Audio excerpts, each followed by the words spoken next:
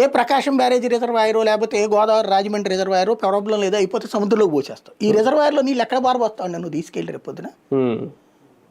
రేపు నీళ్ళు వచ్చేసినాయి అక్కడికి, 2 సార్లకు వచ్చినాయి, 3 సార్లకి నిండింది. దాన్ని మంచినీటి అవసరాలకో తాగునీటి యూసేజ్కో అమరావతిలో వాడాలంటే ముందు నువ్వు శుద్ధి ప్లాంట్ పెట్టాలా, అందరికి పైపులు వేయాలా, ఈ నీళ్ళు ఇవ్వాలి. అందులో ఒక్కో చోట పెడుతున్నాను. ఇది 6 చోట్ల, అన్ని ఒక చోట కాదు కదా, 6 చోట్ల పెడుతున్నాను. అందులోకి రేపు నీళ్ళు వచ్చిన తర్వాత రేపు ఒకసారి వచ్చేసిన 2 సార్లు వచ్చేసి నువ్వు అక్కడికే పరివాహకం పెట్టావు తీసుకెళ్ళి, తర్వాత వచ్చే నీళ్ళు ఏం చేస్తా? తర్వాత వచ్చే నీళ్ళతో ఆ ప్రాంతాలు మునుగుతాయిగా, అయ్యేం ఎండిపోవు కదా. పోనీ అది విపరీతమైన ఎండ ఉండే ఏరియా అయితే ఆవిరి అవుతుంది ఇది అనుకోవచ్చు, అట్లాగే ఉండిపోతాయి అక్కడ.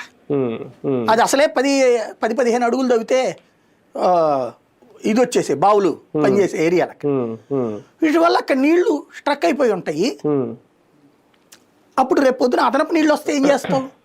ఇప్పుడు కాజా దగ్గర నువ్వు రోడ్డుని పైకి కడితే ఇటు ఏమైంది? టోల్గేట్ మునిగింది.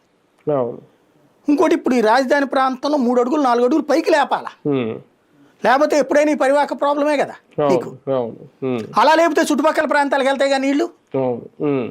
ఇప్పుడు కాజా దగ్గర టోల్గేట్ కట్టినందుకు, అదే ఈ ఫ్లైఓవర్ విజయవాడ వైపు కేసినందుకు కానీ రోడ్డు ఇటు వచ్చి టోల్గేట్ దగ్గర మునిగిపోయింది. మొన్న 2 సార్లు మునిగింది కదా వరుసనే. రేపు ఇక్కడ ఏమవుతుంది? అసలు ఇదేమన్నా ఆలోచిస్తున్నారా ఇంజనీరింగ్ ప్రణాళిక?